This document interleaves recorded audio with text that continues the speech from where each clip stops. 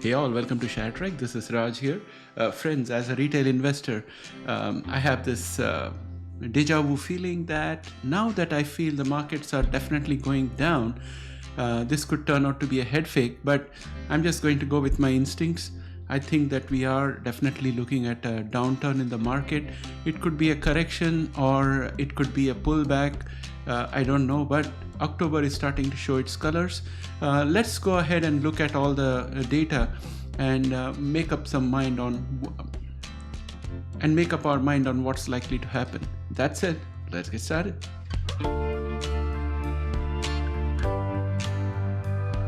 As always, I'd like to start with the news articles, and the first thing I see here is that all the three indices futures are negative, and Dow is more negative than the others, but this is sufficient to say that the tone of the morning, at least at the open, is going to be negative. And the other thing that catches my eye is what we spoke about yesterday. Port strike could reignite inflation with larger economic impact dependent on how long it lasts. We have already been speaking about this fear of supply side inflation rearing its heads up, and that could put a spanner in the works not only for the stock market but also for our genomic stocks, because funding is got to become a bit looser for the genomic stock companies to have sufficient money and space to do what they do and to succeed. But if we have such a prolonged period of funding tightness, many genomic companies will end up bankrupt.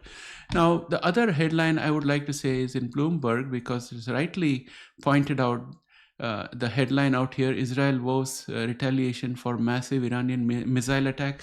So yesterday I was watching videos of the Iron Dome in action against almost 200 odd Israeli missiles.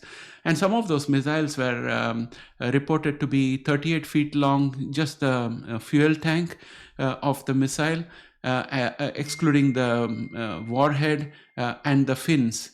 So they were huge. So even after being broken by the Iron Dome, the fragments that fell down were pretty huge and caused some damage. So this is definitely going to get a retaliation, because if Israel did not retaliate, this could become a standard for future, that Iran may attack and Israel will not retaliate. So I'm pretty sure there is a retaliation coming, and that could expand the theater of war into Iran, and who knows what happens after that. All of these are bad for the supply chain. All of these are bad for oil. If the US and Israel forces were to take out Iranian oil facilities, then that could immediately push oil prices up, and that can also feed into inflation. So things are looking bad from a geopolitical perspective. Things are looking bad from a technical perspective on the charts. And I'm out of FNGU altogether. I was out with profits. I'm into FNGD. I have been in FNGD for a while. And in one account, it's highly profitable. In the other, I'm still in red. My purchase price was around 29. So hopefully I can recoup all those money and buy good stocks at lower prices. I also have to tell you that I ended up selling my Procter & Gamble shares because I think with supply chain issues and geopolitical issues coming in, that stock I thought had some risk. Next, let's go to the economic calendar. And as you can see here, today being Wednesday, we have the consumer confidence numbers, which came up in Japan, slightly better than the forecast and and a little bit weaker than the consensus. So I don't think this is going to make any difference to the Bank of Japan, because it's more or less balanced. But we'll have to wait and see how they proceed with their inflation assessment. And we have the initial jobless claim coming up tomorrow, somewhere around 8:30 a.m. That's going to definitely feed into the Fed's calculus. And we also have ISM services PMI.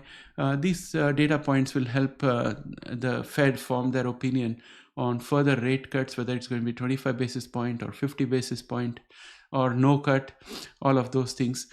In my mind, I'm thinking that there's definitely going to be cuts, because we are looking at potential headwinds. And then, of course, on Friday, we have non-farm payrolls and unemployment rate coming out. These are all critical data points for the Fed and also for the market to get an idea of what the Fed is going to do. Next, let us look at the stock market heat map. People have gone defensive. Energy sector has got all the money attracted into it. Utilities have got the money. Gold and copper, those have got the money. Materials have got the money. Utilities have got the money. And I think today we will probably see consumer defensive pickup, and money has come out of technology area altogether, and also from the semiconductors. So I think going forward, as the market starts to go down, there will be opportunities to buy semiconductor on the cheap, and also Mag 7 on the cheap. I'm looking forward to those opportunities. And then let us look at the TradingView platform. NASDAQ futures are negative 0.15%. And looking at this chart, I think that at this point of time, the last peak was out here at around 19,931. So we are approaching it very fast. So today, pre-market, we are down 0.16%. And we have support from the 50-day exponential moving average, which is this orange line. So if we break down below this orange line, then we have a pocket of support out here, this green box that we see here. That could provide good support for us to bounce back, failing which we are going to drop down. So I am thinking that maybe in the next few days, we could have a sideways movement and downward movement and probably continue to stay above 19,546 in the month of October. Of course, that is wishful thinking because momentum is flat and pointed down. And MACD is also ready to cross over the signal line. If you look at QQQ, I think we have dropped below the previous peak that we had, the last support that we had, and our support at 487.20 is far behind us. We have still not done the gap fill, so that's another positive that I can think of. We'll try to attempt the gap fill at a later date. We are being held up by the 20-day exponential moving average, which is this orange line. But when the market opens, I think that we are going to test our support at 474.19. Momentum is dropping very sharply, just slightly above average, and MACD is ready to go to the bearish side. And I think all of that indicates that it's a weak day in the market. Next, I would like to go into AI today. Google is down 0.29%. Tesla is down 0.88%. Apple is down 0.57%. Meta is up 0.50%. It was down yesterday. Amazon is down 0.22%. Microsoft is down 0.24%. AMD is down 0.47%. Palantir is down 0.55%, FNGU is down 0.81%, and Broadcom is up 0.18%. We have Oracle down 0.17%, and Micron is down 0.62%. Cloudflare is down 0.27%. We have NVIDIA down 1.09%, Qualcomm down 0.18%, SMCI down 1.09%, ARM Holdings down 0.80%, ASML is up marginally at 0.06% above, and Intel is down 0.84%, FNGD is up almost 0.31%, it's up 7 cents. And if you look at the semiconductor ETF, it has shown a definite fall down. Of course, we have a support line out here. And for October, I'm thinking that we'll be testing this support line after breaking through the 100-day and the 200-day exponential moving average, because momentum is already very close to average. It's just on top of average and it's falling rapidly. And MACD is ready to cross over to the bearish side. So overall, I think technology and AI are looking weak. And if we go to genomics, and if you look at PACB, which was very green in the morning pre-market, but then during the day it came down and dropped 4.7%. That's a significant drop. And then we have this morning again, PACB looking positive 1.23%. So given the overall market condition, I think that PACB could probably lose more today. And then we have IMTX, which has got no trades pre-market. Bluebird Bio is up 0.91% pre-market. Ginkgo Bioworks has no trades pre-market. Prime is down 2.90% pre-market. Allogene has no trades pre-market. Iowa has no trades pre-market. mRNA is down 0.36% pre-market. Beam is up 0.21% pre-market. Intelia is up 0.16% pre-market. Editas is up 1.83% pre-market. Altimmune is down 1.27% pre-market. Caribou Biosciences has no trade pre-market.